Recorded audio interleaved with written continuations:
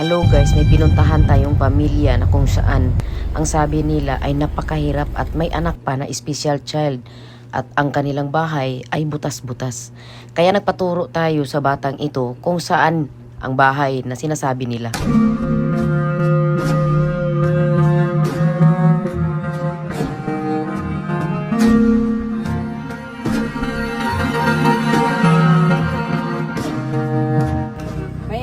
May kaibigan ako na sa Facebook.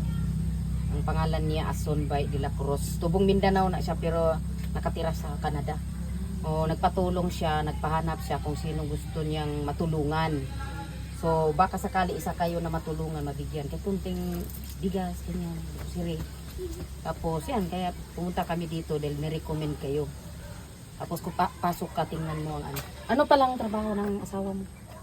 Taping rasa Taping, pila-pila ang sweldo. tukuhan man depende na 15 na mubahin og 2,000 na lang kapin. Isa ka 15 na? Pero di palagi.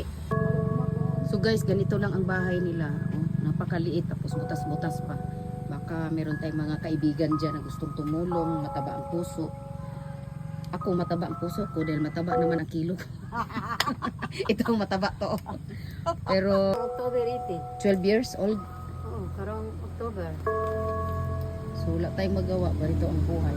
Pero kung ipakita ko tong video para makita nila na kailangan nyo ng tulong. Balik ako dito ha. So maraming mga taong ganito ang sitwasyon, hindi lang sila. Ang iba ay mas higit pa. Pero minsan tayo ay maraming reklamo sa ating buhay na kung saan tayo ay nakakain 3 times a day. May merienda pa, minsan tinatapon na natin ang pagkain.